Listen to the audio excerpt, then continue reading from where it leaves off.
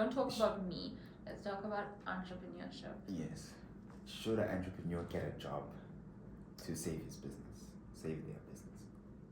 Should an entrepreneur get a job so that they won't take resources from the business? Yes. So they can grow their business. You know, if I didn't take money from this company, I could have very well not incurred this debt. So since you started, if you didn't take the money, Yeah. Mm. Do you understand that? That's how it's playing out in my head. I'm just like, I feel like I'm being selfish Yes. by taking money from a company that just started. That's true. But what if instead of completely removing yourself, you decrease the amount you spend and live on like the absolute bare minimum? How would you feel about it? I think currently I am living on the bare minimum, Yeah. and that's not enough. Because I mean, there's rent, Yes. there's living expenses. Okay, fine, I can stop at the hotels, Yes. but that's like not even a lot in a month. In a Yeah. month, it's not a lot, right? Yeah. So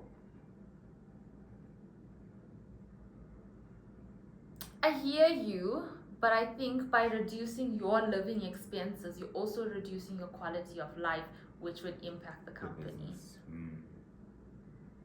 But in what way?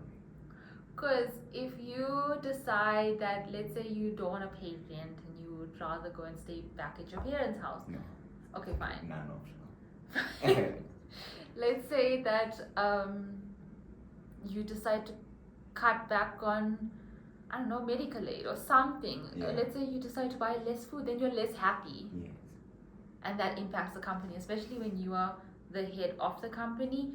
You personally impact the company. Yes. So I feel like in order for the company to survive, you actually need to be very happy.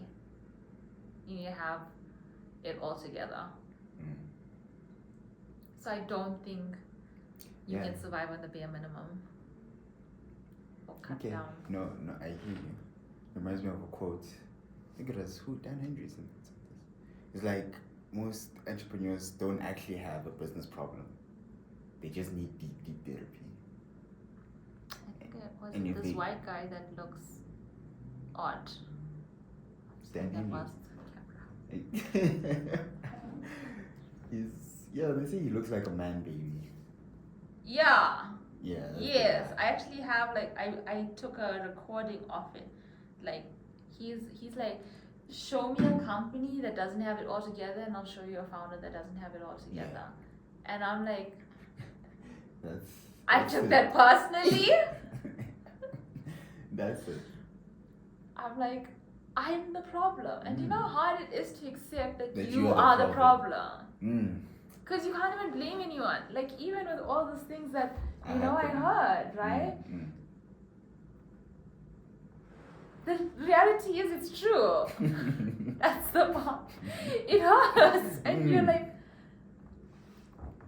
You're the problem. yeah. And I think a lot of people are delusional and think they're not the problem. I think if when it comes to companies, Yeah. I do think you have to be Yeah, really but- self-aware. But the problem is with a company, once you start one, you're forced to take that on. Yes.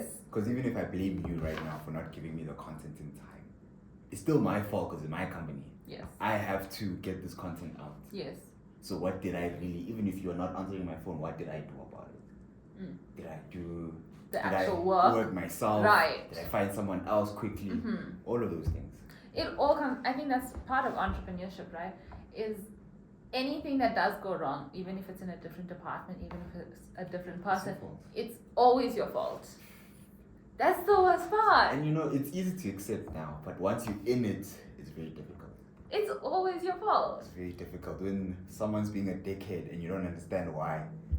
It's You always, have to reflect and like, what did I do to make him think he'd be a dickhead in my Yes. company? absolutely. The golden rule is always your fault. You are always the problem. That is the golden rule of entrepreneurship, hey? Yeah. It's always your fault and you're always the problem. And the only reason why it's like that is because you are the one who's responsible for producing the outcome. Yes. And outcome only comes from the right inputs. The company fails, the company succeeds, it's all you. The company, anything, it's always you. I think that's also the part, because lots of people, they go the entrepreneurship journey and then they leave, right? And I think that's why people leave, because they realize there's no one to blame. There's no one to blame. Do you understand what a scary reality it is when there's no one to blame? It's only you.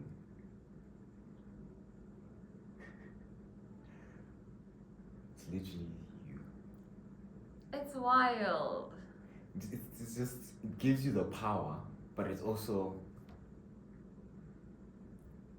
overwhelming in a sense. I think, I don't know whether entrepreneurship gives you this, or it teaches you this, or it just awakens this within you, but it's accountability. Like, the level of accountability that you must have, like, the whole, it's always me, I'm always the problem, I'm the one at fault. That is accountability. There's no one to blame. How scary is that? It's crazy. You didn't sleep well and you had a meltdown. That's your fault. And you still have to perform an hour later. Yeah. As if you were having a great day. That reminds me of something. Even on your bad days, you still have to work because there's no sick leave. There's no family responsibility leave. There's no annual leave. You can take it whenever you want, but the company will be impacted, so you don't. The amount of times I've been sick, like with the flu, and I'm sitting in bed with the laptop, because it's not a choice. We're not working because we're alcoholics or workaholics. We're working because you will drown. Yeah. It's one of those things where entrepreneurship's like living in the ocean, actually, right? Where that's the only place you know. There's no actual land, and the only way you don't drown is to keep swimming. But you have to swim every single day of your life, every single second of the day. Every day. You can never stop, otherwise you'll drown. There's no ground. You can't just stand. Yeah. There's times when it feels like you're drowning and you can float, but you can never stay still. You have to keep moving forward. And somehow floating is scary, because floating, you get that floating from the scenarios when you're drowning and you have to just breathe through it. I think that's what I'm calling floating. When you can't swim at the moment and you feel like you're drowning, because when you stop swimming, it will feel like you're drowning, and the only thing you can do in that moment is breathe so that you can float. But you can only float for so long. You have to continue swimming after that. That's it. And I don't think it's forever, but it's for until you can happily give someone responsibility over your company, or you have a big exit, so they pay you a whole bunch of money that you don't have to make a company work anymore. Like, you just give your company to someone else, like a VC or a private equity, and they take over. I think what happens is those two scenarios, the one where someone else takes over and the scenario where someone buys you out, I think there are two different scenarios here, because when someone takes over, like you're still in the company but someone takes over the company, still your baby, that's just like building a house on water, right? Fine, you have this semi-permanent structure, but if you don't maintain it, the house can still fall into the water and you'll drown. Like, I think that's the scenario here, right? It's kind of like having a house on water. you can stand there on the balcony on that house, but it's still on water, and at any given time you don't maintain it properly, you will drown. The house will go down. It's a very semi permanent structure, right? And then the scenario when someone buys you out, that's actually like the people that swim for medals, right? Like in races, and then when they reach the end, they actually reach land and they get a medal, and then they tap out and then they go and live on land afterwards. I think that's what it's like, because those people, a lot of people that have that buyout, they normally know that they're doing this for a buyout, right? Yeah. So they know that they're swimming and they're swimming really hard, but that's the goal, and the quickest I can get there, the faster I can get there, with the most skill I can get there, I can get the gold medal, I touch land and I'm done. Right? That's a very different scenario. I hear you. So, yeah. Then, at which stage do you feel like you would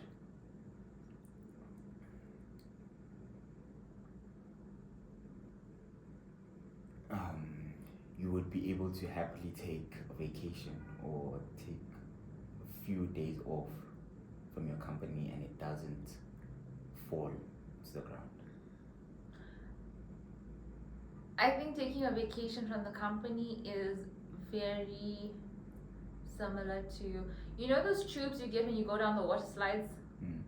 It's like, that's your vacation. You're still in the water, but you get a floater. Oh, it's called a floater, right? You get a floater. You're still in the ocean, but you're on a floater. You can still feel the water. But if you don't watch out, that floater can get popped and you'll fall in, right? Today's theme is water.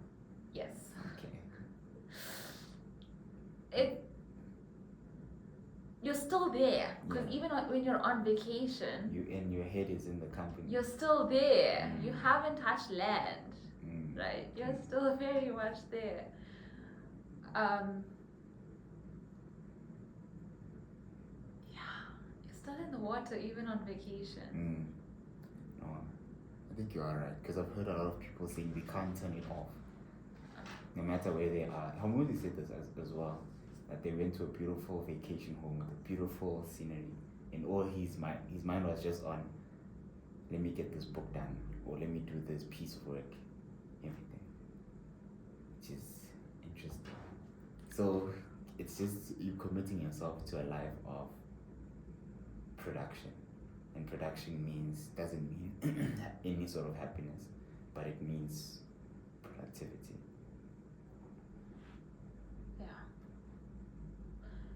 And then people ask, why do you do it, right? Like, why would you do this, right? I think there's some people that really love the water. Like, that's the place they fit in, right? They feel like imposters on land. They're sea creatures. And the land creatures look at the sea creatures and say, but why? But just like how the land creatures can't survive like the sea creatures in the ocean, the sea creatures can't survive like the land creatures and on they're land. also asking, but why don't you do this? Yeah. So I think it is two different types of creatures. And I think society has made us believe that there's only one creature. It's only land creatures. And sea creatures are the abnormalities. But I don't think they are. I don't think they're the abnormalities. I think they're just a different species, man. Right? And the land creatures can't understand. They can't understand why the water feels like home. They can't understand. As soon as they touch it, it's cold. Yeah. And stormy.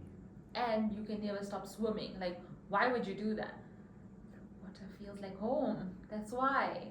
I do this because it feels like I belong here. Right? Just like you feel like you belong on land. Like, it's the same thing. Like, where you feel safe on land. It's the same thing for the sea creatures. Whatever feels like home. That's where you'll stay in. That's where you will, even if with the bad things around it, that's where you are most happiest. Yes, Mm. that's your bliss. And even though it means you have to always be swimming, you wouldn't have it any other way. But the swimming aspect, I don't think the swimming aspect is the problem. I think the fact we are giving up a lot of things just so we can swim is the main problem. So we give up family, we give up certain lifestyles just so we can work on this thing that's so important to us. But that's land creatures stuff. What do you mean? Like all those things that we're giving up, that belongs on land. That's the thing. And so now we're looking at society told us we are land creatures. Yeah. Here we are swimming, and now to swim we have to give up land creature stuff. But you get sea creature stuff in return. Exactly. Like freedom, doing what you want, having your own time, no rules, making X amount of money, and you can fill in the X. Whereas land creatures are fixed to a certain number. Exactly. Sea creatures are not fixed to a certain number. It can be 1 million, it can be 1 million, it can be 10 million, 100 million, name it, you can have it. It's not the same for land creatures, which is why they have more things that we've been taught is normal, like family and everything. But it's not a sacrifice, it's actually just the different offerings for the different creatures. You can't be a sea creature and want land creature things. You can't. You just have to have your sea creature things. Just like land creatures, look at sea creatures and know that they're giving up X amount of money. Like the land creatures are also like, but you can make so much money, right? There's benefits on both sides, and you have to know what's a land creature benefit and what's a creature benefit. It's not that it's bad, it's just that we're looking at the land creatures say, but how come we can't have that? Yes. But also the land creatures look at the sea creatures and say, how come we can't have that? No, you are right.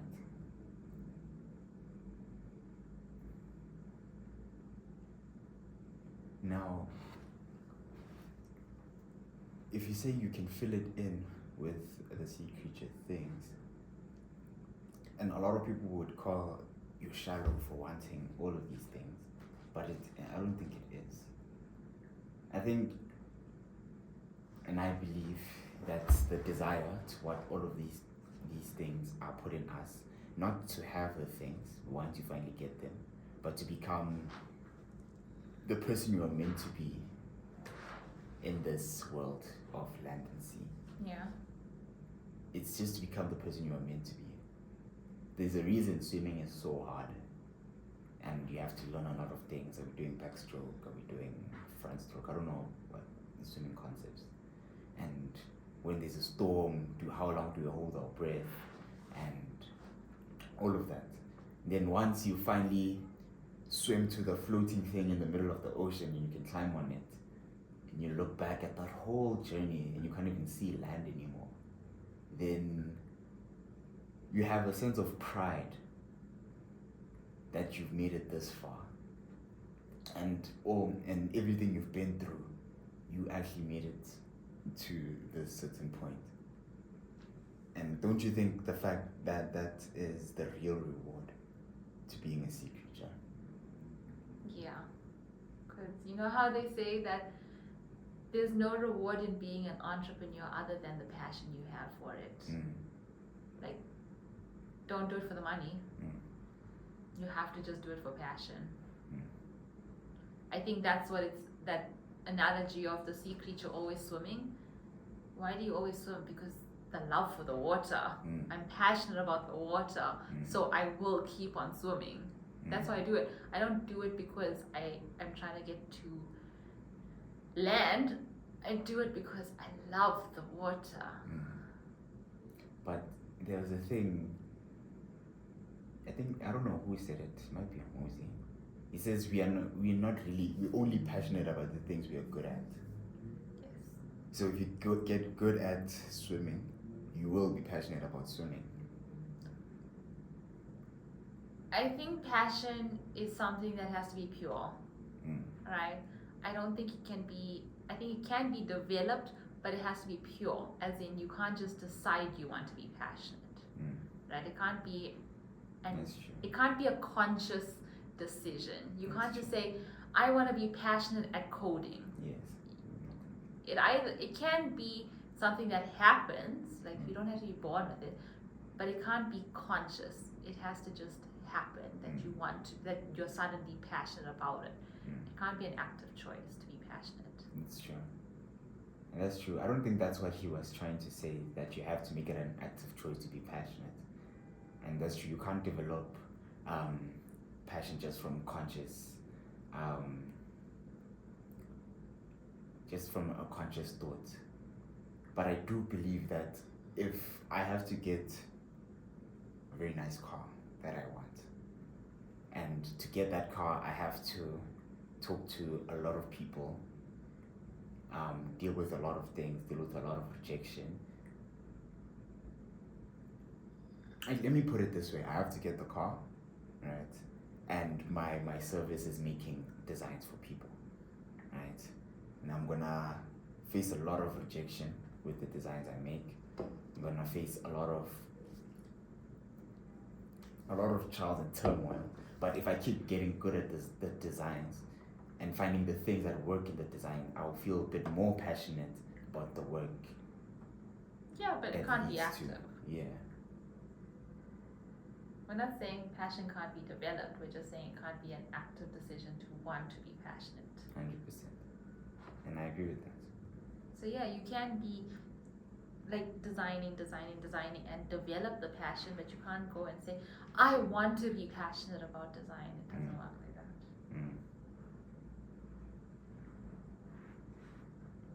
Sorry,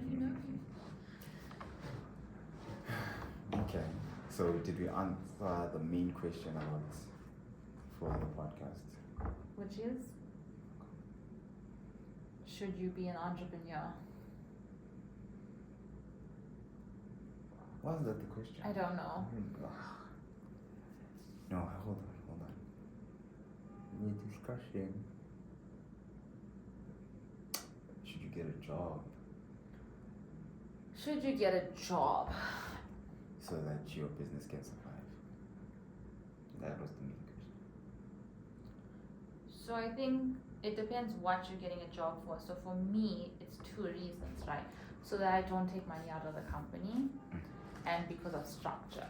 Now, if we had to use an analogy, that would be like you're going to keep swimming, but you have a rescue helicopter just above you at all times, right? That's the whole money aspect, right? Just making sure that you can keep swimming. Yes. Because you have enough energy and know that you can tap out, right? Just, okay, maybe that's not a good analogy because you're never going to tap out. Like if you're truly passionate about being out, you're not going to tap out. But I think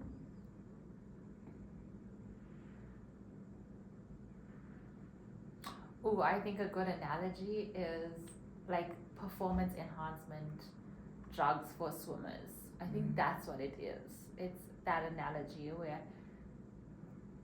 maybe even like a floater or something, right? That just helps you swim further.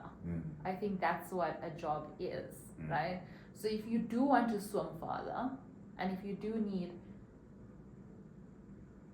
a rescue plan, I think a job satisfies that. And I think it also helps you perform better when you have a rescue, because you can swim further knowing that even if you run out of breath, you still have someone to rescue you. Something, yeah, that's right? True. It reminds me of a scientific experiment they did with the rats. Yeah. I don't know if you heard it, where a rat was put in water and 2-3 minutes later it was dead. No, 60 seconds. 60 seconds later it was dead. It drowned. Then when they put the rats in the water and took it out like 15 seconds later, wiped it down, fed it food, and then they put it back in, survived for like 15-20 minutes or even longer. I can't remember the actual, but that hope, that's something, that there's someone looking out for them, is the reason they could go on longer. I don't think it's hope. I think it's knowing that you won't drown. Mm. It's like, have you played blackjack? I know. Okay, so there comes a moment when the dealer is dealing, right? And sometimes it looks like the dealer has a good hand, like from what she dealt for herself, and it looks like you probably don't have a good hand, but you've already placed your bet, right? So then there's this thing called insurance, right? And it's like $50, right? Yeah. So even if you have like 5,000 in your little box, right? And it looks like the dealer has a good hand, you can actually put this thing called insurance, and it's like a little circle around her. It actually says insurance, and you place like $50 there, and it means like even if she wins, you get all your money back. Oh. Even if you lose, Yeah. you still keep your money. You don't win anything, Yes. but it means you didn't lose. Mm. I think that's the same concept here of a job. It means like you can keep swimming knowing that you can still get everything back. Not get everything back, but you can't lose it all. Yes. Which gives you motivation to actually go further. Mm. Because in that scenario of that blackjack table, you'll want to take all your money back. Yeah. But it gives you confidence that you can keep playing the hand. Because in blackjack, they deal one card, and then they deal one, and then she deals one card, and then keep on things, right? So she's gonna keep dealing, and you can decide to tap out. You can't really decide, but you can like not add more money, right? And having that insurance allows you to add more money, because you're like, even if she wins, I still get everything back, right? It gives you confidence to keep playing. Okay. I think. Okay. So now, what do you think about the people who just burn the boats? They don't look back. Whatever they're doing now, they have to make it work, or they will drown. No job, no handouts, just you and your idea or business. So I am that person, and I remember that story that I heard online once about the Spanish conquistador that went to war. He took the Spanish. And then he burned the boat. Yeah, like that stays in my head. I'm just like, I refuse to have a plan B, because that means you have a plan B. And now I realize that maybe for now I do need the boat, just for now. But I think it fuels you not having a plan B. I'm just gonna say it, I'm a fan of not having insurance, not having the ships. I'm a fan of burning the ships. I refuse to have plan Bs, right? But I think it's fine to tap out for a while. I think especially when you're nervous, because your nervous system will get fried as an entrepreneur. Like, you can't tell whether you're happy or sad anymore. Like, there's no separate emotions. Everything is just one emotion. So I think when your nervous system is fried, it is fine to tap out. But I love it so much that I'm coming back, right? I need to feel again. I can't feel, right?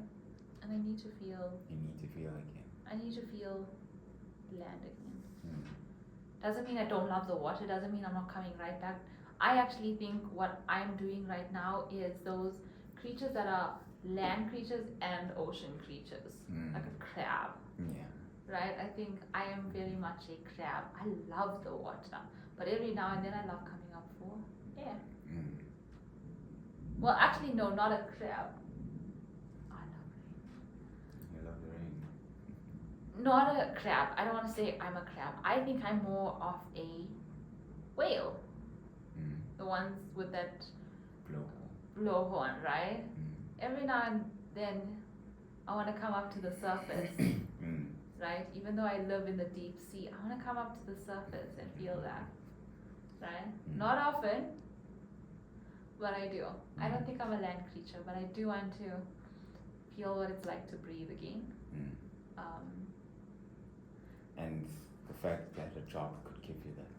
It would just be my blowhorn. I would just be able to come up whenever I want for air and then go back down. Mm.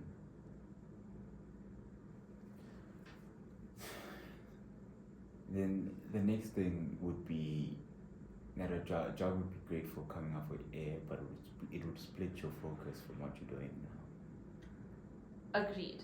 But what's the split? I think we should also agree on what's the split. Because most people assume it's 50-50, or maybe the job gets 70 and your company gets 30. But what if, and I'm going to play devil's advocate because it is humanly possible, what if your company gets 95% of you and the job gets 5% of you? It's highly possible. I get that it's rare, it's like a unicorn, but you can figure it out. It's not impossible. Yes. It's just how, Yes. right? So, yes, it will split your focus, but a 95-5 split focus is not bad. I think it's on you to determine the focus, because one thing I'm fearful of, right now, is what if I get a job and then after the job I just want to sleep? That's the thing. Which is what I used to do, right? Like just go home and sleep and then like eat and then I'm done, moving on. So I think it's up to you to determine the split, and that's the scary part for me. I'm just like, do you realize that if you get a job, you're still working after the job? Yeah.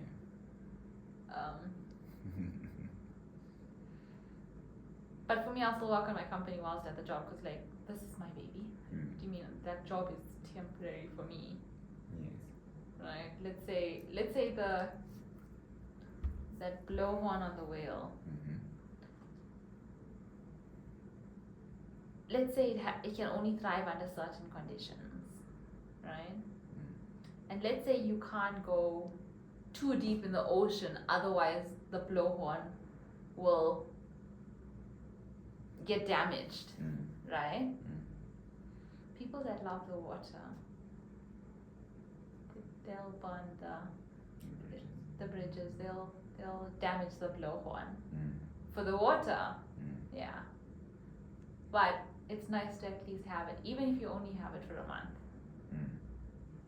But understand that this is my love, which is this. That is just my rescue plan.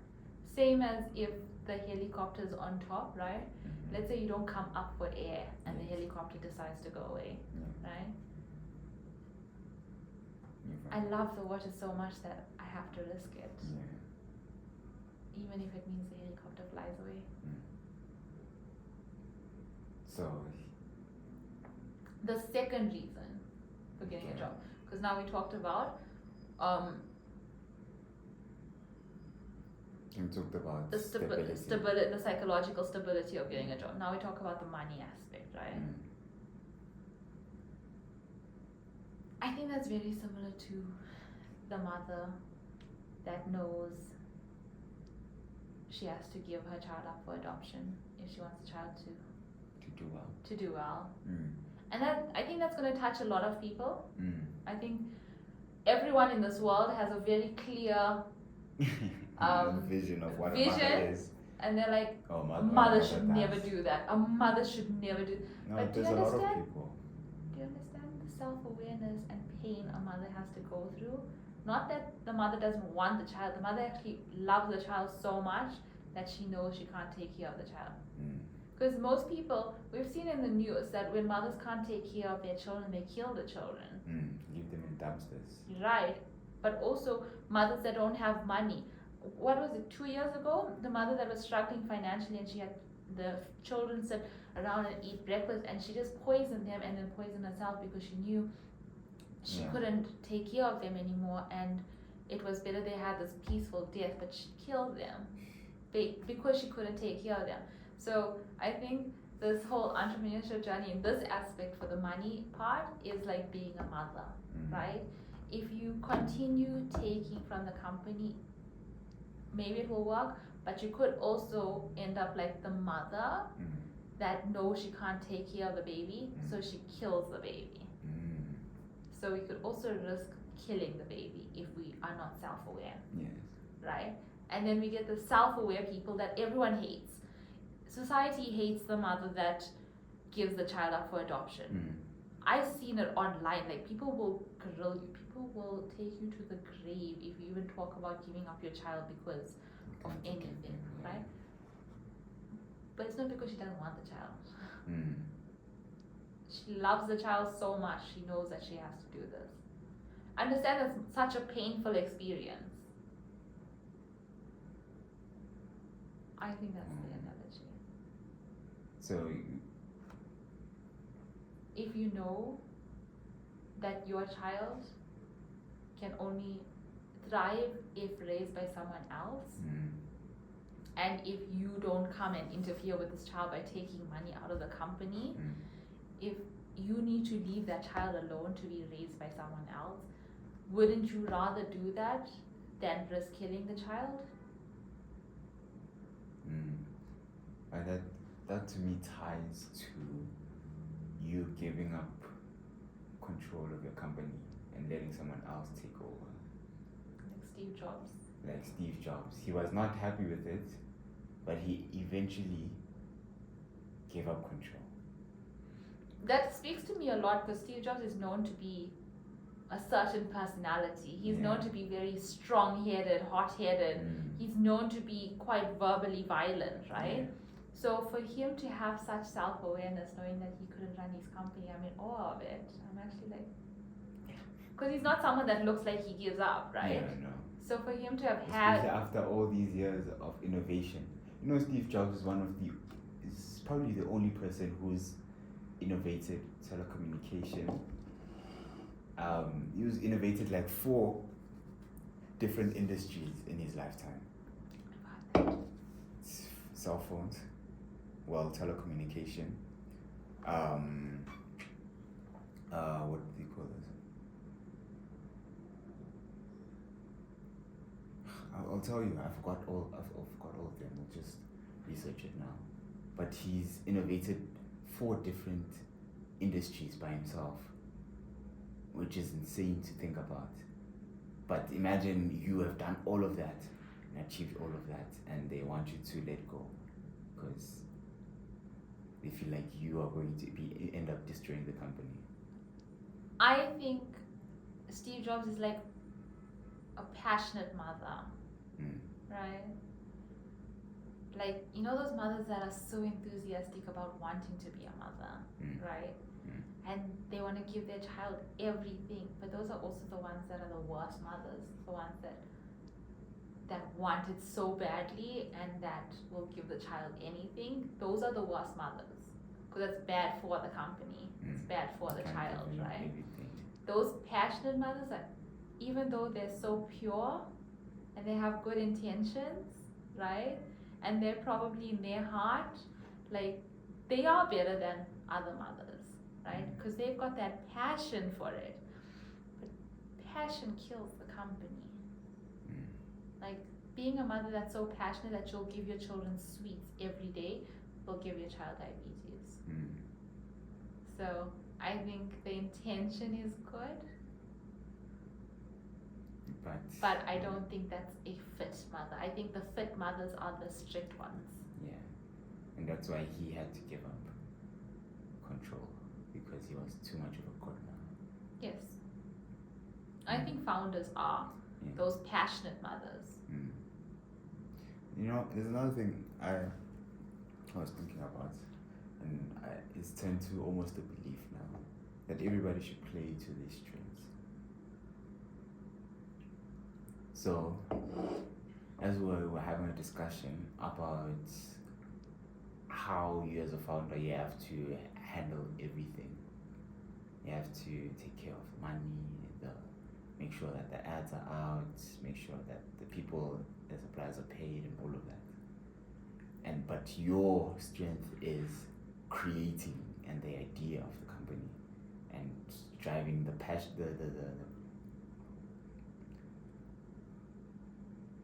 driving the passion for it. The main idea, the creativity around it. That's your strength. And now you have to do all of these things just so that this thing is even alive, right? You need different organs in your body, and you have the brain, the creatives, but you still need the heart, the lungs to chill, you can live, right? So getting someone else to do the things you don't want to do but have to do. How do you feel about that, and what is your plan towards it? It's so wild because as you're saying, there's something like an analogy came to mind, and it's like resuscitating yourself. Mm. It's like you're having something go wrong on your body, and you're doing CPR on yourself. Mm. How wild is that? Like, do you understand that? Like, you're doing CPR on yourself. You're the one who's meant to be dead. Imagine, like you are the problem, and you're trying to fix yourself. Do you understand that? You know that you can't do CPR on yourself, yet you're doing it. That's exactly what doing it all as a founder is like. It's like doing CPR on yourself. Like, girl, no. Get someone to come do CPR on you. Exactly. You're gonna die. So it's like doing CPR on yourself. As a founder. Yeah. Like, just know that your role is just to play the person that needs CPR, not the person giving CPR. That's an interesting frame around it. Yeah. Because then it also plays to the fact that you don't know as much as someone who's been doing it for years. Someone who's been, let's just say someone who's been a CEO for 20 years. And then you just stepping in as a founder. You have a great idea, you have a business model that will work, but you currently have to do it. You want to do everything yourself because you feel like you know your company better than anyone has. But as soon as you bring someone who has been doing it for a long time, no matter the environment, as long as he has to do that task, he will do it way better. And this is why you have to get smart people smarter than you on your team. And a lot of founders struggle to do that. Yeah, I don't know why that is. Like, I can't give up control. At one point I did, with the whole team and everything, I did give up control. And I've never felt more out of my skin than then. It's just like, I guess let's go back to the mother analogy. It's like that passionate mother, and then people are coming in and taking care of your baby, and I'm like, you're not taking care of it properly. Just leave it. I'll do it myself. Don't hold the baby like that. Like, don't feed her that. Like, I think it's very much the same. It's like, no, I won't. No, this is my baby. Why are you holding it like that? Like, I know how to hold her. Like, I think it's the same, right? When people come in, like, let's say you get like a nanny or something. Let's say you get like your child homeschooled, and you don't like how the teacher teaches your child. You don't like how the nanny feeds your child or whatever. I don't know, right? But that's what it's like. It's like you feel that nobody knows how to take care of your child better than yourself. Yeah, but that's a crippling feeling, and it's also a crippling thing to go through, because of sometimes there are people who know how to take care of your child better than you do, and then you have to accept that as a mother. That's painful, hey? Because literally, like, it's like, imagine those two-way glass, right? When you see in the movies, like Brooklyn Nine-Nine, those two-way glass. It's like you're on the side that nobody can see, right? And then on the other side is your child sitting in that room, and then you parents coming in and adopting your child, and you're literally just standing there and watching it happen, and it's like breaking you, but you know it's the right thing, and you're just on the other side of the glass watching it all. Them connect and bond, and then now you just have and you're just like, okay, right? I think that's what it's like. So, but now, as painful as it is, as we are describing it now, how necessary do you think it is to get those people?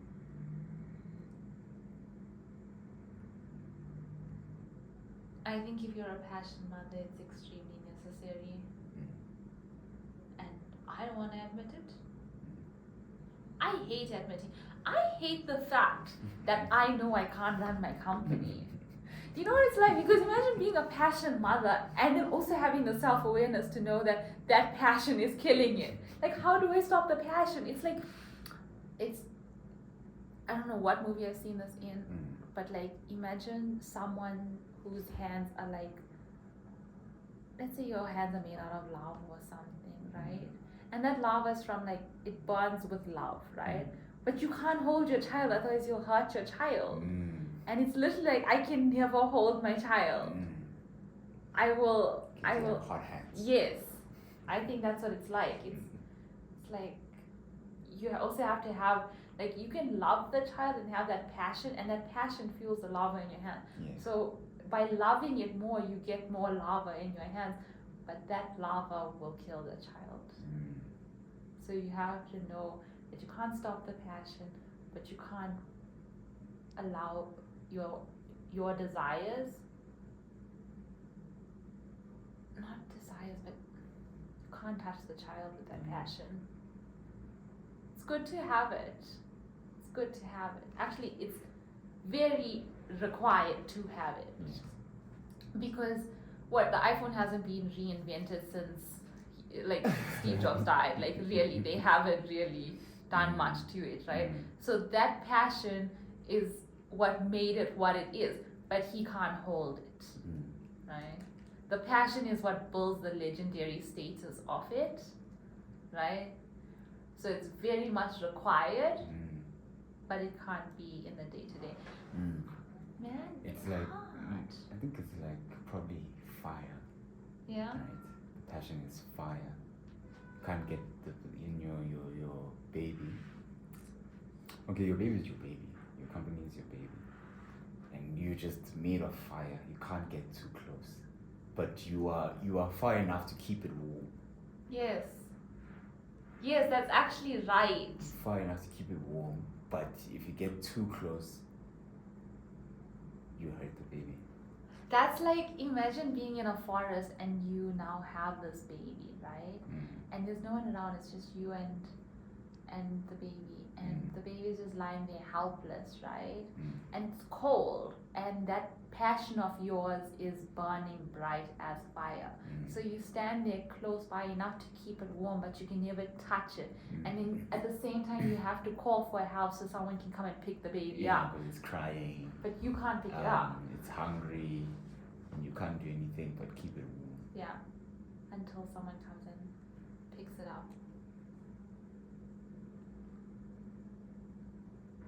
And if you love it, and if you're not selfish, you won't pick the baby up. I think a lot of selfish people want to pick the baby up. Because I love this baby so much, I have to pick it up. And they don't put the baby's needs over their own ones. Because the baby needs you to not touch it. It's very difficult to not touch it.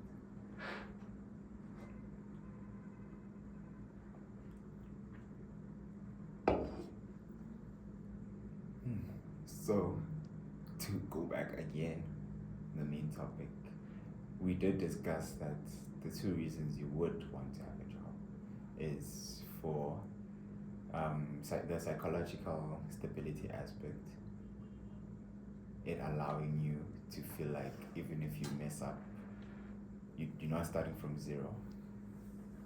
And also the monetary aspect, that anything you make in your business stays in the business.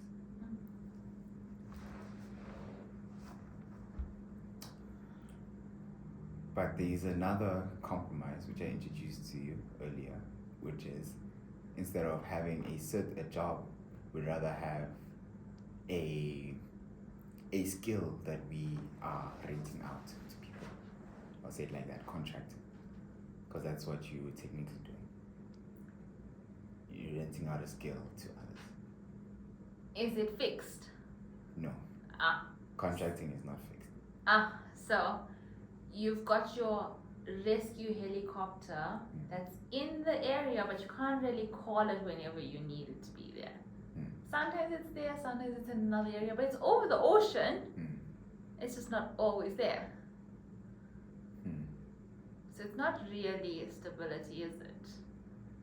It's just a 50% stability. It's like it could be there when you need it. I'm not saying it is gonna be there when you need it. Yeah, that is true. That is true because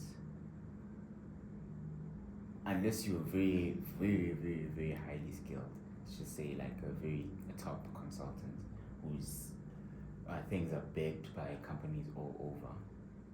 If he keeps saying no to all those people for years, and then one day he needs to do something for those people, he'll open the door and no one will be there. So it's not. Alright, that it's not fix the helicopter that you know is there, but you can't call it when you want it. But the interesting thing about it is that just having the knowledge that the helicopter could show up and not show up allows you to go another day. So, and that's something I've experienced. That I know, even if I fuck up to the max, I could still call the helicopter, and even if it takes days, I will wait it out. Okay. It's almost the same thing as the stability, but this is just pure psychological, and you're just lying to yourself. I think that's going to impact the reason you get a job, which is the psychological stability, because now you're just adding to the psychological instability. Because now you've got the stress of that helicopter being in the area, but not there when you need it to be. And yes, it's more expensive to pay for the helicopter to be right where you are, and less expensive in terms of like your time to have the helicopter in the area. I think it depends on your reason for the job, right? Because if you're looking for the psychological stability, you probably won't go the freelancer route because it will add to the psychological instability. So it comes down to the reason. Because my nervous system is fried. Yeah. I need to feel again. I love the water, but I need to come up for air.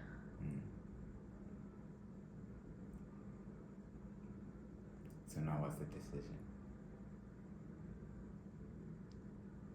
Do you know how hard it is to make a decision you don't want to make? Very difficult. Very difficult. It feels like I'm defeated, but it doesn't feel like I'm forced. Yeah. It's like voluntarily being defeated. It's like back in the day when the kings would go to war with their armies and blah blah blah, and the one king knows that he's about to lose, so what he'll do is go to the other king and surrender so that his people can survive. Right? It's like voluntary surrender, right? Nobody defeated you, but you have to know if you want this to survive, you have to actually swallow your pride and surrender. I think that's what it's like. And that's what you're feeling currently. I feel if I want this baby too, You have to surrender. I have to surrender. And I need to hire someone to take over my company. I love my company, but I'm bad for my company. I've always identified with the titles founder and creative director. That's me. I've never been CFO material. I've never been COO material. Never been CEO material. I've never been. I've always been creative director and founder. That's it. That's it. And that comes back to playing to your strengths. That's my strengths. So. And I think if you force yourself to be anything else, it's it's like a sea creature forcing themselves to be a land creature. Mm. Your body wasn't built for it, you will die. Mm.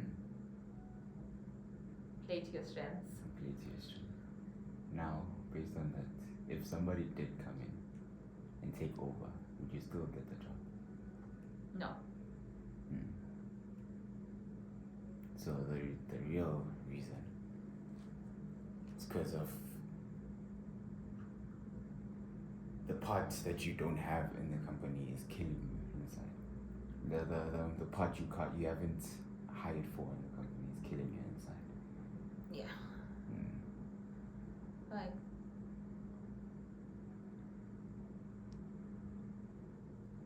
I just need someone to come take care of my baby.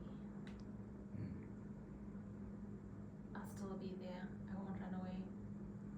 I still want to be there, but I'll keep it warm. Mm. I just can't pick it up. You just can't pick it up. And it's scary because we know the Steve Jobs story, right? And like, you ask anybody and they will tell you, don't give up control of your everyone tells you that, right? Mm.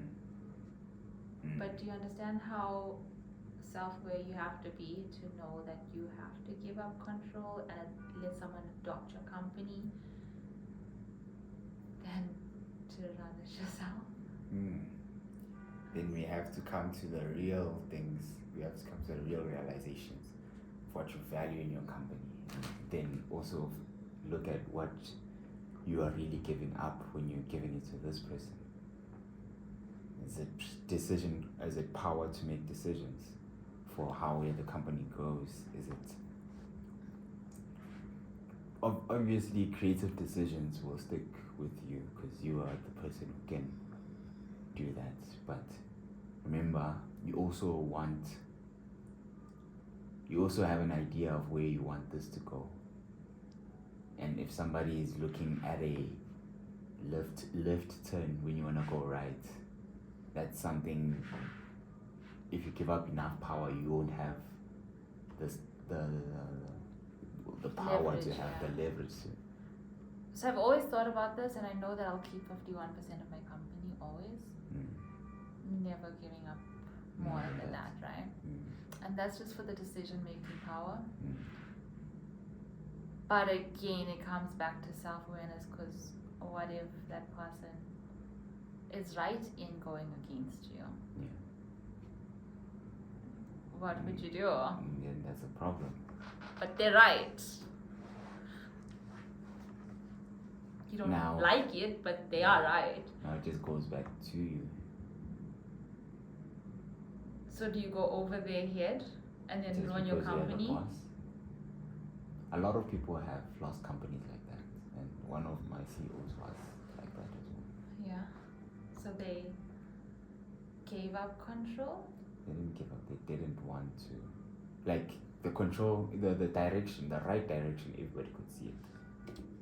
He just didn't want to go there. And since he was the boss, he had final say.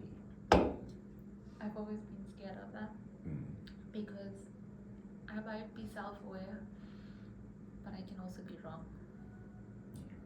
And then you see, now it gets difficult there as well. How do you know you're so? Why do you believe in an idea or a direction so much, even if it could be wrong? And how do you bring yourself back to not think about yourself, but the actual future of the company, what would be best? I think you should get multiple opinions. That's what you should get. And that's where giving up control comes in. What? Yeah, I'm saying that's where giving up control comes in. That's where you give your control to multiple more people. I don't think it's about control. I think I'll always keep the control, but I think getting more than one person's opinion is advisable, so that I can know whether I should allow that person to make that decision. I think it can be a very destructive thing to go your way because you believe it's the right way if you're not certain it's the right way. That can destroy you.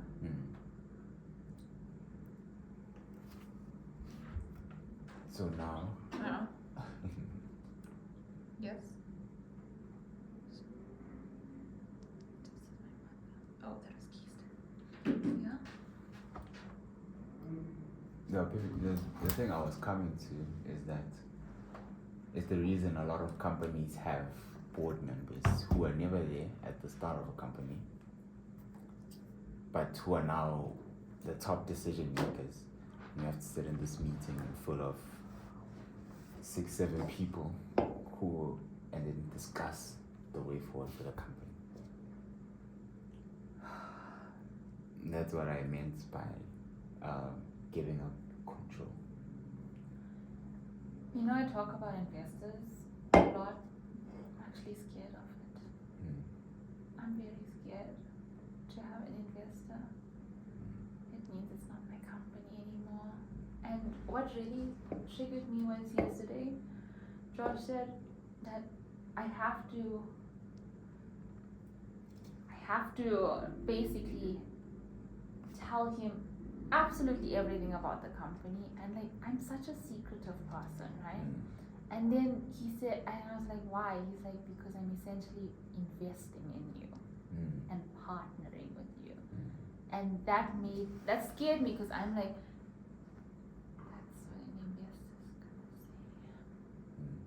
gonna say. And it feels like I'm on display.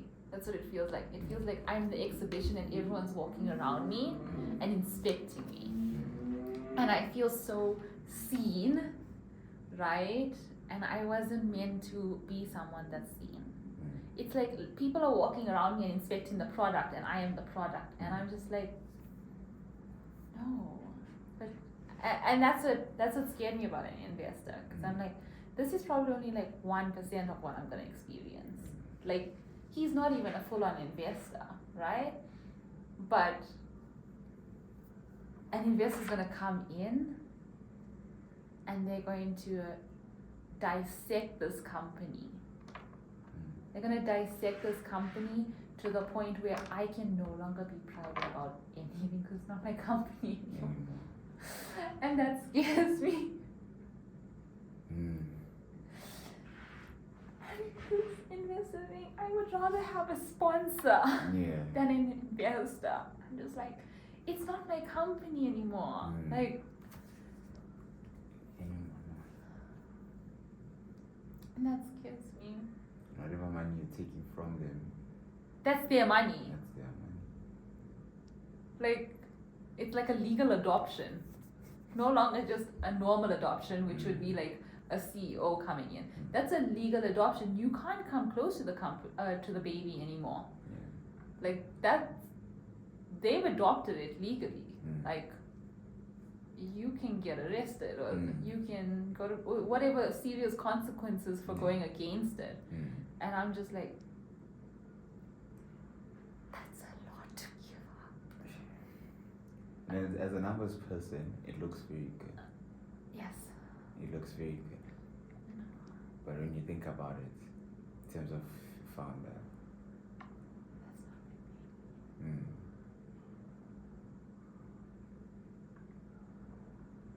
I think there's a part of me praying that I don't get an investor. I think I've known this for a week. The word investor makes me sick. And Josh says the word investor a lot. And it makes me sick to my stomach, because it triggers me, and it makes me realize, like, an investor can restructure the company. An investor can change my product offering. Easily. Any creative stuff you want to come up with, they won't want to adopt, because it will mess up their money. And they look at feasibility. So what if I have a cool idea? What if my ice cream in a can is such a cool idea? And they're like, yeah, but it's just the data is not there. And they get final say. Well, I mean, depending on how the structure is, but like, they get final say, and you can't say anything. And I'm just like, someone's coming in your kingdom, taking over. And you would rather have people from your kingdom help you build the kingdom, rather than a rich king coming in So before Josh came on, he did advise me to get a co-founder because he said you'll do very well with a co-founder, right? Which is essentially what I think I would want more than an investor, right? I would rather have someone there struggling with me, right? And then checking on me, I'm checking on them, working side by side. And I'm very happy to share profits in that. Like that, I can share profits because it means I'm not giving up my company, right? You still have decision. Yeah, it's basically like, the mother with the fire hands. You're just getting someone to come and live in your house to take care of your baby. And you can just keeping them warm. Yes, and you seeing can them happy. visit it whenever you want, play with it whenever you want. Nobody's actually taking it away. You're just bringing someone in to take care of it.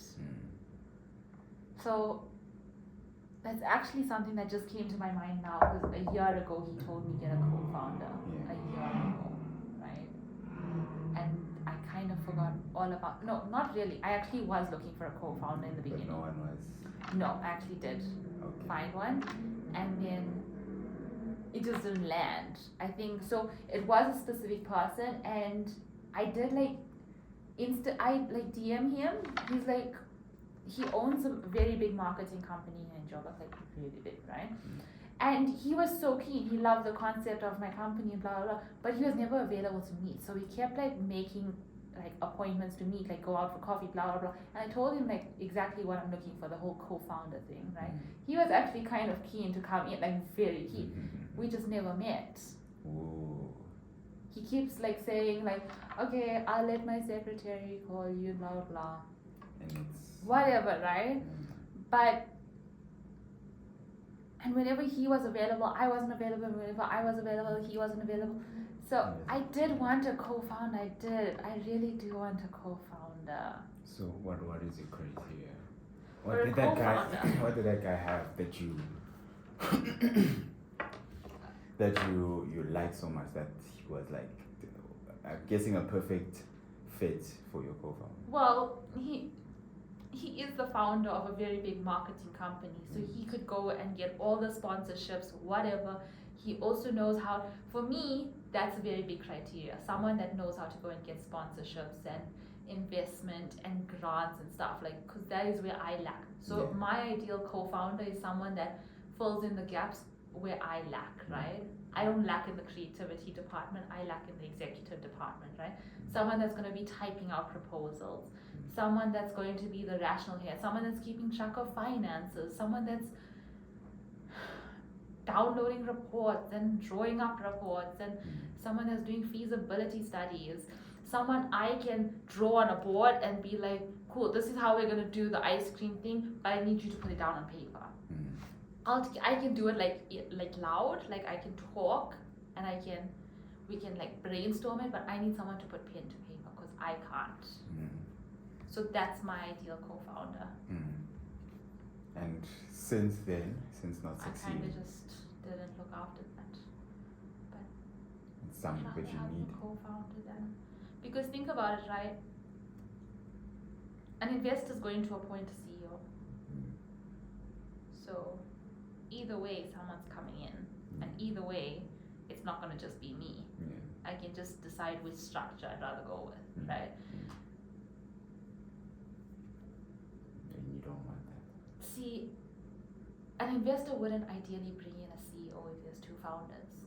If both founders can fill in all gaps, they wouldn't bring in a CEO.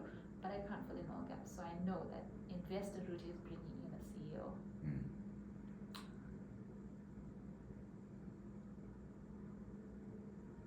Co-founder thing, I forgot about it. I'm just like, oh man, that's the route, right? That is the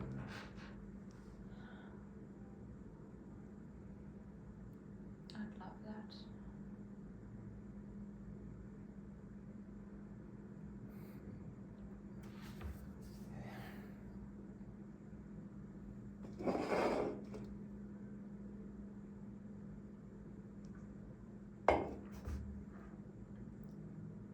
So if we can get you a co-founder, you wouldn't have to get a job. Yeah. But still, I can't take money out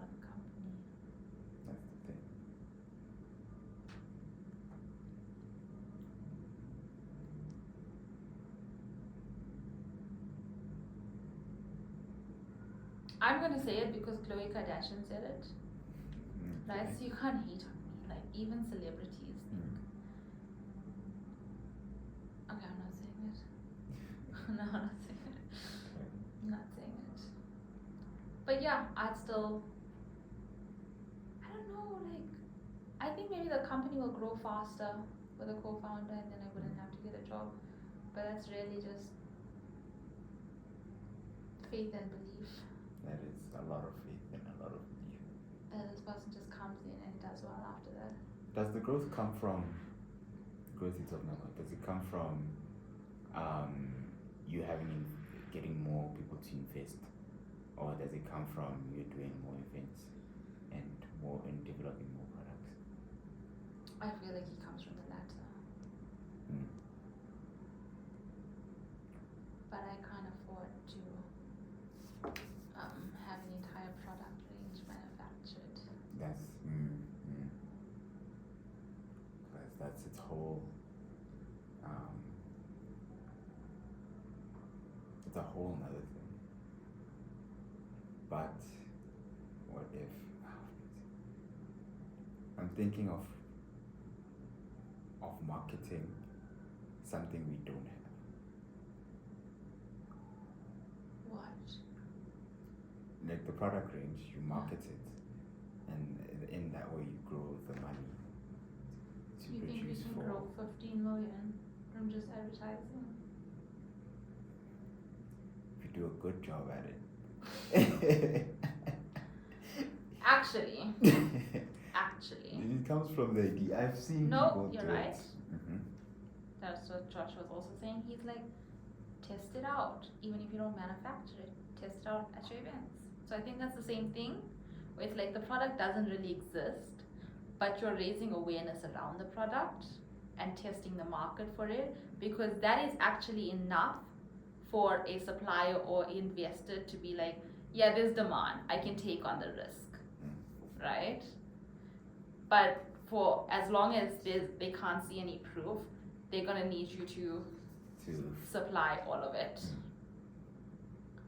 So I guess I was thinking about it, and I'm like, I should test out something at my event, like the chai box, right? Do you think people are very passionate about chai? I think, remember the ramen story we were talking about? I think it relates to matcha, ceremonial matcha. How did something that's what, Japanese, Yes. right, become a Starbucks drink? And everybody wants the ceremonial grade matcha. They don't want just any. Actually, this is all my market research, eh? People don't just want any type of matcha. They want the creme de la creme of matcha, right? Because they know there's a difference. So I think it's all about raising awareness that there is a difference between store grade matcha and the good stuff. And we've seen in reality that people are willing to pay almost 3 times more just for ceremonial matcha. And people actually grade it. Did you know that people grade matcha? People grade matcha? Yeah, I've seen like an Instagram video, right, where they were putting like the different types of matcha next to each other. They have different types of green, and certain ones are like more potent, some are less potent, some are cheaper, some expensive. And they were going through it, and I'm like, there's grades to matcha. And I'm like, there can be grades to chai as well. Probably. Didn't you say the chai that we've been having has a lot of medical benefits? No, did I? You said they had some sort of benefits. Having real chai. It's the good stuff. It has more, not more, it has like ilachi, which is cardamom, right? It has like cinnamon, and there's a big difference when you're making chai. There's a big difference between whether you use a cinnamon stick and cinnamon powder. Okay. Very big. And I know because I hate cinnamon, so I can taste how powerful one is over the other. Yeah. I hate the flavor of cinnamon. Yeah. Right? So a cinnamon stick is always very potent in its flavor, right? And a lot of chai has like cinnamon, so it's very important. Have you ever tasted chai with cinnamon? No, because most chais miss out. Well, they leave it out, right?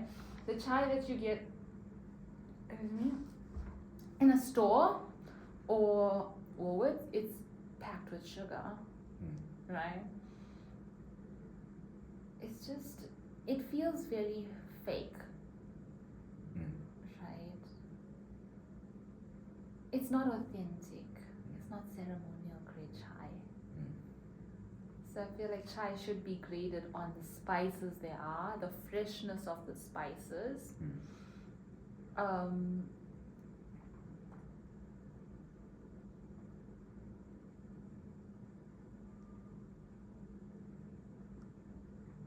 If we're not talking like packaged chai, right?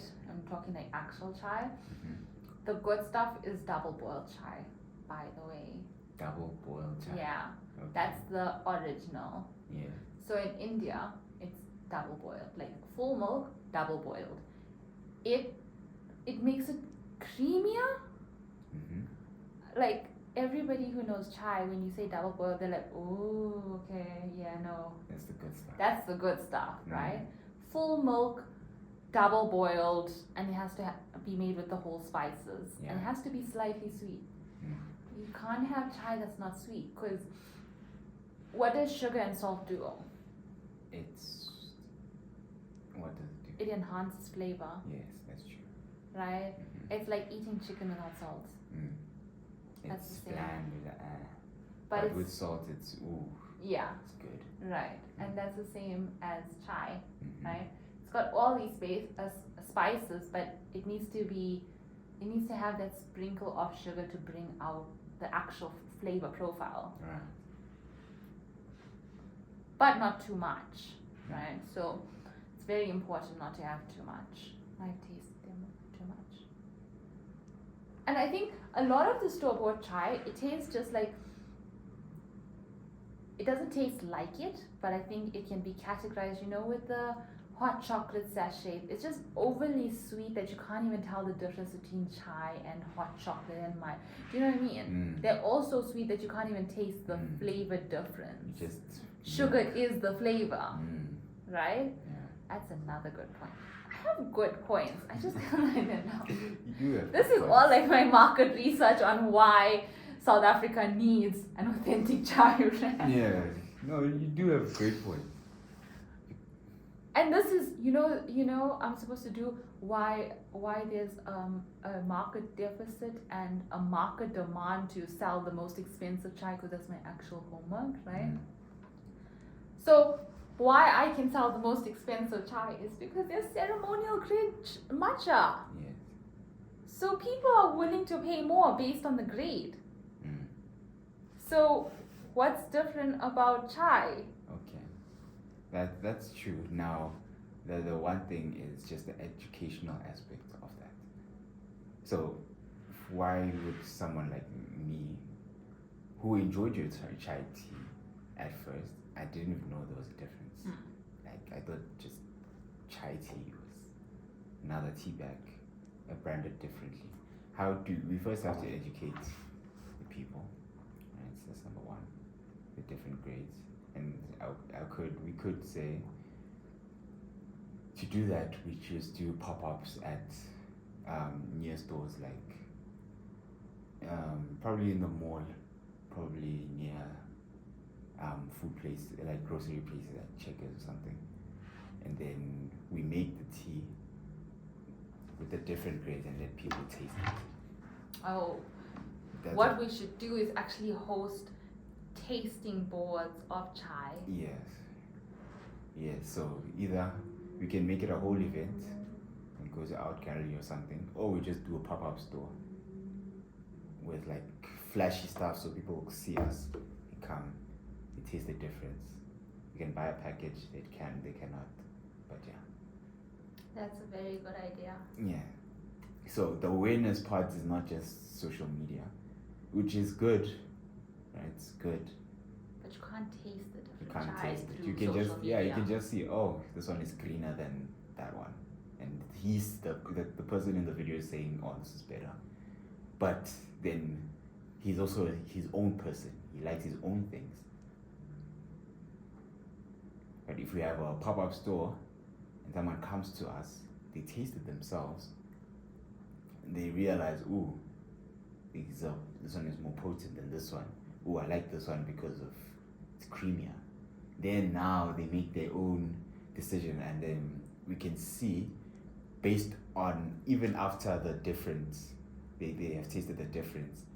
Is it still a thing? Is it still enough to get them to buy this? I don't know how much you going to charge. 100 rand, 140, 400 rand. He wants me to charge 400. Yeah. He's like, you gotta figure out how to make it 400. And I thought about it, right? Thought about it. Firstly, do you know how expensive whole spices are? And that's why a lot of people buy powdered version of spices. That's why, because the powdered version, anybody who cooks knows that any spice that's been powdered and bottled is not fresh, right? That's the cheap stuff. Yeah. The good stuff is always whole. You always grind it yourself because that releases the aroma of the spice, right? Hence why whole spices in chai would be more expensive than just having the powdered form, because the powder spices are less potent and cheaper. So that justifies why whole spices in chai would be more expensive. And then you add in the element, because in this tea box, firstly it's going to be a wooden tea box, right, with a glass lid. That in itself is money, right? That's gorgeous. It's like almost like a jewelry box, right? And then if you have the inside of the chai box like lined with like a velvet, when you close the chai box, it's going to keep the aroma in because of the packaging. And any spice that's stored properly will keep its aroma longer, right? So in this chai box, I'm imagining star anise, like whole star anise. You saw that star-shaped spice? Yes. Star anise, like whole, cinnamon sticks whole, cardamom whole, right? You don't want any other cardamom, you want the whole, right? It's quite a bit of cardamom that goes into good chai. Then I also want nutmeg. Right? Nutmeg. I also want nutmeg. Okay. Nutmeg is delicious. Yes. And then to grate that over fresh chai is amazing. This would be your little kit box, right? And nutmeg's expensive, right? You get that one little, not like expensive, but like that one small thing is like what, 30 rand or something? And you grate it, you microplane it over, and nutmeg flavor is beautiful. Then in the tea box, I also want loose leaf tea, right? Loose leaf tea, because that's the traditional way, right? And I love, so chai you have to have a black tea, right? Now there's lots of different black teas. So a black tea is like a black tea leaf. So that's your Ceylon tea. That's your, I believe, Earl Grey and English breakfast are black teas. Okay. Not green tea, not rooibos. Rooibos is herbal, right? So you have to have a very good black leaf tea, right? And tea is exactly the same as spices, because it's not the same as spices, but it has the same character as spices, where if you grind it down, you're losing the aroma. So if it's whole, it's probably gonna taste better, right? And there's also the theatrical element of a loose leaf tea. I love making a loose leaf tea, not because I actually enjoy drinking it, just because it's fun. It's fun to make it. It's fun to make a loose leaf tea. Why? You have control. Okay. You have control, and you can actually see when you put, so I take like a pot, I put it over the stove, right? Milk in, and then put your loose leaf tea in. And you can see in that white milk, as the milk is warming up, wherever there's a tea leaf, like you can see that brownness starting to form around as it's releasing its aroma. And I'm just like, you can actually see it, right? And we know that eating is a psychological behavior, right? Yeah. So things taste better when your eyes enjoy it. Mm. And I think the same for loose leaf tea, Mm. right? It's more enjoyable to make. It's gonna taste better just because your eyes saw it releasing its aroma. And you can upsell just because it's loose leaf tea. Okay. Interesting. Also, what there should be in the box: Yes. milk powder. Milk powder. So they're just constructing their whole tea from scratch. Mm-hmm. Mm. Milk powder is delicious. Which one? Plum. Which one's clear? I know I used to steal milk powder, but the baby milk powder, which is Oh my delicious. gosh. What I've is never it? tasted KLIM. KL. Yes. 100%. You used to steal that? No, okay, this one. But Oh, okay. yeah, still that. Take a scoop, run away. It's The delicious, best.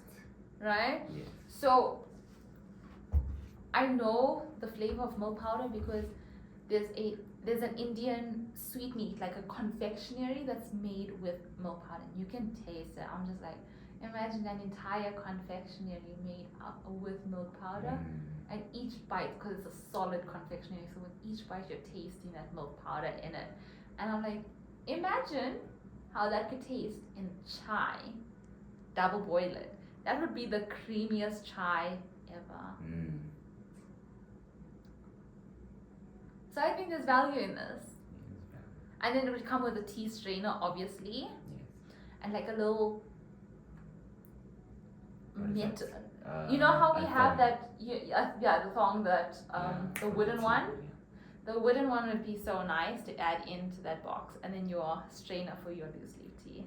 Already I'm at like 1,000 rand value of that. See? You rather, yeah, 400 rand seems a bit too low for Yeah. getting 1,000.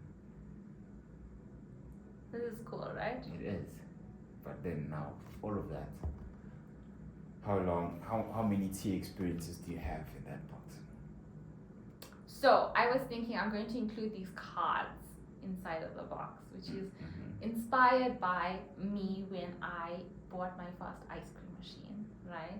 They give you cards inside there of different combinations to try with your ice cream machine. They're like, why don't you try a lemon sorbet? Here's the instructions. Mm. These are the settings on your machine, Mm. right? And then I've tried all of them and it was so fun, right? I want to add cards as well, right? Like, how about you try 2-star anise? Maybe leave out the cinnamon this time. Mm. Put 15 cardamoms. Mm. And then I want to have different types of loose leaf tea depending on the price. But then if you do that, then you can say, how about you try the Earl Grey loose leaf tea this time? Mm. Try that combination. And then the next card would be like, how about we leave the star anise? How about we just do cinnamon? We do this, we do that. How about we try it with milk powder this time? Mm. It's like different kinds of combinations for you to enjoy different types of chai, and you'll see how different each chai is. Yeah, That would be amazing. that does sound good. And then how do we eliminate the expenses of someone not, because if we're selling them a big box, right? A wooden box, right? We've seen that Sunlight Liquid does well because of this, but it's something they do. They have their refills because I can keep the plastic bottle and still refill it, right? It would save me X, Y, Z money, right? I think the same with this, right? You sell the box as the experience, and then you can sell refills for everything in there. Mm. But then the problem with that is that we don't have one specific location that we are tied to. Yeah. So if that would work, we would have some sort of experience where somebody collects the box from you and refills it. They don't collect it from you. You just buy the refill that's already in a packet, and then we package it in like a normal packaging box. And then when you open this packaging box, it's got mini packets inside that you can put in. refill. Okay. Yeah.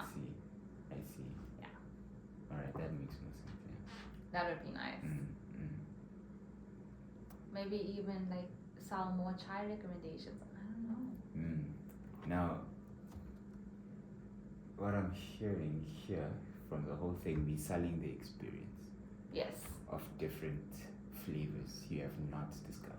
Yes. And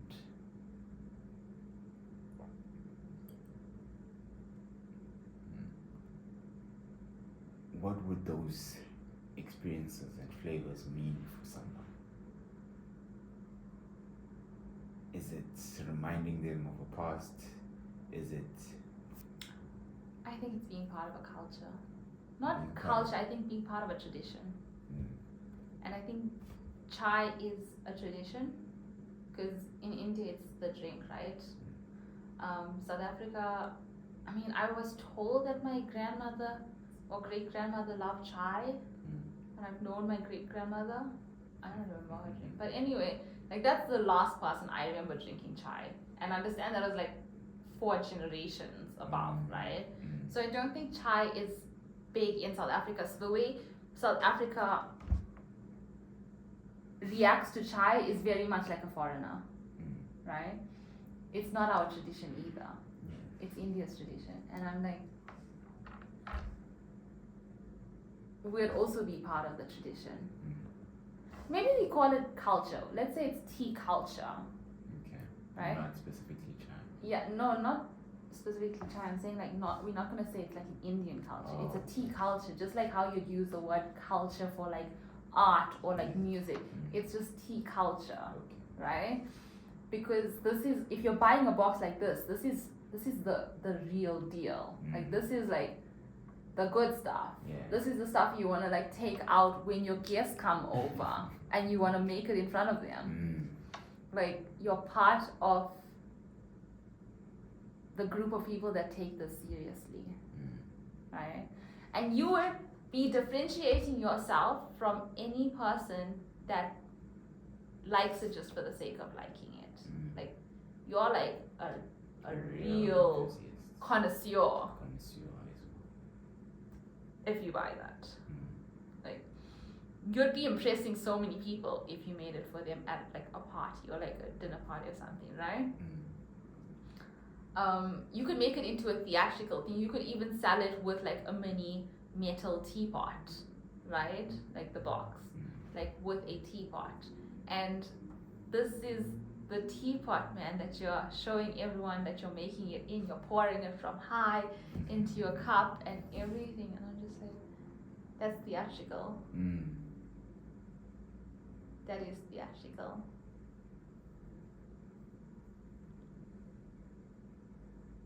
Did you tell all this to your consultant? No. You just told him that you wanted a chai like line up. You know that he kept cutting me off, right? Anything I say, he's like, no, I don't want to hear. Write it down.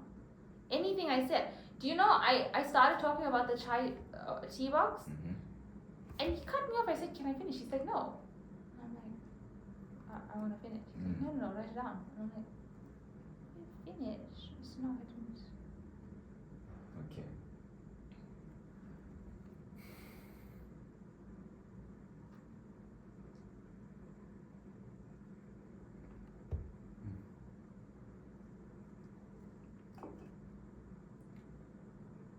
It's a good idea. Execution, if we think about it, right, would make it livable. Sure. Execute. The way we execute has to be very attention grabbing, because first of all, education is a small part. The education aspect, not a lot of people are educated on it, and a lot of people commoditize tea. So tea is just, and a lot of people drink tea is another thing. So they don't think about the experience of tea. They just drink it. But if we tie to the reason people drink tea is for relaxing. I don't know why people drink tea. I don't drink enough tea to actually know, but you'll tell me. If we can play onto those, that's where we do well.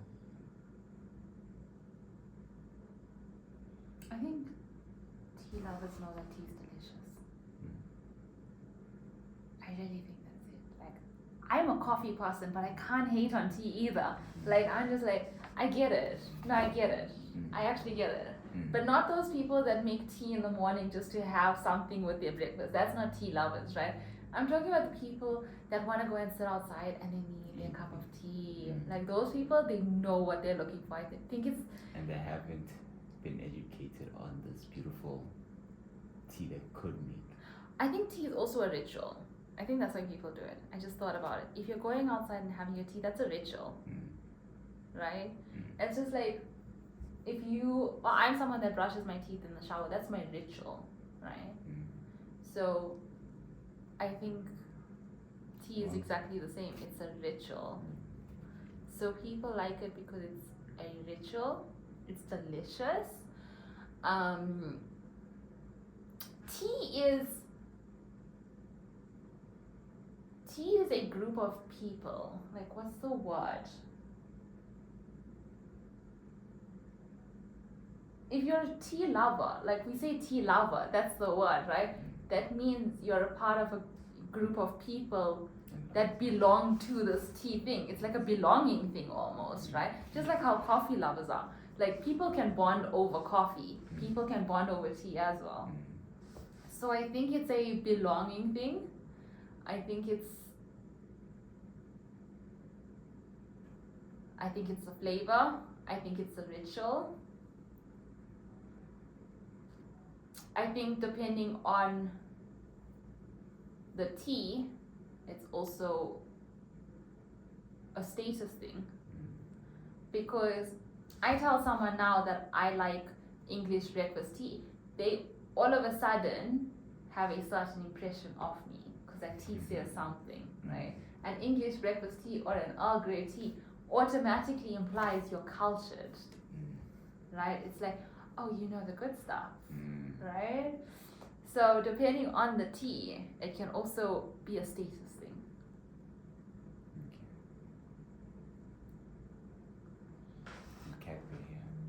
It can. English breakfast is, firstly, I'm not even gonna lie, I know that I'm saying it's status, but English breakfast is delicious. The actual breakfast or the tea? No, it's called English breakfast tea. Okay. Yeah. Right? That's the Queen's tea. Like, she drinks English breakfast. I get it. Like, forget that the status thing. It's a delicious tea. I can taste it. You could put different teas in front of me and make me drink, and I'd probably be able to pick out rooibos. I'd be able to pick out English breakfast, but I can't tell the difference between English breakfast and Earl Grey. Wait, I can. Earl Grey has like a bitterness to it, and English breakfast has a sweetness to it, but I think they come from the same family. Okay. Right? And these teas, apart from green tea and all of that, right? These teas have such a, including rooibos, which I'm very proud that this is a South African tea, right? These teas have such a distinct flavor that you can tell they're whilst being blindfolded. So I do think, I get it. I get the tea thing. You get the tea. But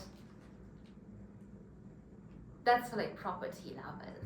But I can't hate on them because I actually think tea is more tastier than coffee. But why don't I drink it? Because that's not my ritual. My ritual is coffee, so it's also a coffee thing. But you get you also drink coffee for the benefit that you get. You have energy to work. Not all of us. Some are caffeine. Some of us, caffeine doesn't stay in our body. Because I have to have so much. Yeah, and I'm actually jealous of people that have 1 cup of coffee and can't sleep all night. I can have 1 cup of coffee and sleep like 2 seconds after that. True. thing doesn't even last 2 hours in my body. I'm jealous. I have a mother that's never drank energy drinks, and in her whole life, she's had one BioPlus that kept her awake for 2 days. I'm jealous. A BioPlus. A BioPlus. One. And this thing can't even keep me up for more than 2 hours. You need more. You need to have more caffeine in your body now. And it's just a thing. Yeah, it happens because your things are no more sensitive to caffeine. So you need more just to fill it. I thought of something. Mm-hmm. It's the art of tea making. Mm-hmm. Because I'm a serious tea girl. Just coffee is my thing. But I'm a serious tea girl, and it's all about the temperature of the water. If it's more than 95 degrees Celsius, you can burn the tea. Mm. And if you leave it in for more than 3 to 4 minutes, you can make it bitter. Mm.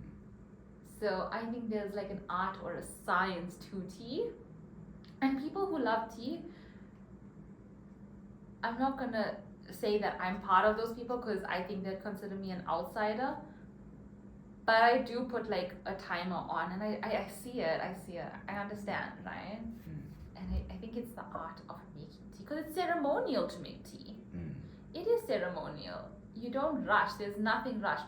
There's a difference between me making tea with the kettle and waiting for it to boil and waiting for the right temperature and steeping it for so long and then taking it out and blah blah blah, compared to when I just put the coffee machine on and it's there. Coffee is known to be instant, and tea is meant to slow you down and be a ritual, an art of making tea. Yes. Nobody really cares about the art of making coffee. And I know that we have things to keep it like an art, but I think if you're a coffee drinker, you're not going to really. No, I don't want to hate on them, because there are people that like the art of making coffee. Mm. But it's such a small demographic of coffee lovers that enjoy the process. But in tea lovers, it's a big demographic of the tea lovers that enjoy the process. Mm. So I think it's also the slow lifestyle. People who enjoy slow lifestyle, those are the people that would buy this chai box, because what do you mean I have to boil the milk twice and then add whole spices and then strain it and then look at different. That's time. Mm. Anybody that's rushing is not buying He's this. not doing that, yeah. This is about entertainment, this is about slow living, this is about authenticity. It's about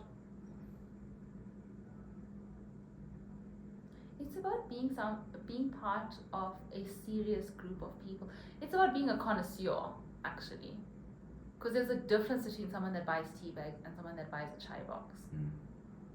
You're now considered like a connoisseur, like, You are a connoisseur. right? Mm. So I'm told it's gonna rain.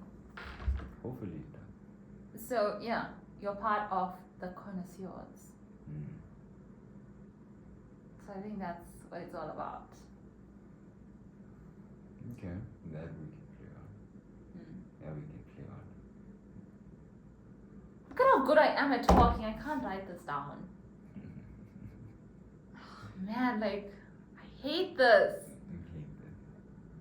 I would never have even thought of these things if there was a laptop in front of me, by the way. My brain can't think like that. I can't be creative and analytical if you put a laptop in front of me.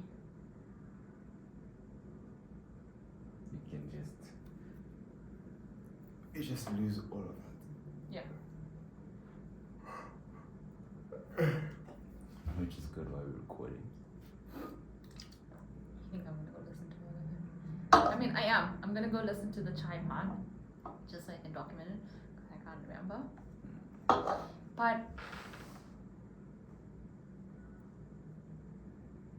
I also think a chai box. We're talking about status in two different realms here, right? So you get status from it, one being a more expensive product, but then you also get status by saying, yeah, but this is like ceremonial grade. Forget the money aspect, it's the quality Yes. of the product, right? Which influences the status. Because I think a person with a chai box, if they're a snob, they would look down on someone that drinks a Ceylon tea. They're like, yeah, but that's not the same, right? Exactly the same as coffee becomes a bit complicated because we have two types. It could be the same as people that drink filter coffee, and actually maybe it is the same. When I was in Durban, I didn't have a coffee machine. And I was like, maybe the most expensive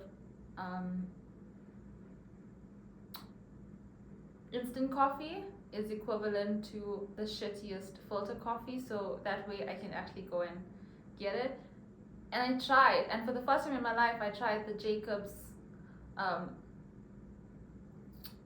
instant coffee. I tried the Nescafe. I was like, literally, just tell me what's the most expensive, because I don't know instant coffee. I don't know what's gonna be good, right? They're all bad.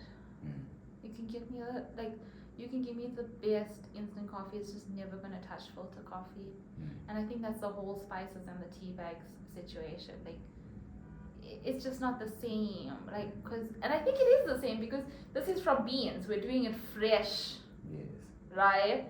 And that's your byproduct from a factory. Right? And I think filter coffee people do look down on instant coffee people. Right? I don't know why, but I do it. Right? Like, even if you're drinking the most expensive instant coffee, I'm still looking down on you. It's just because it's not the same. And I've tried it now, and you can't tell me it's the same.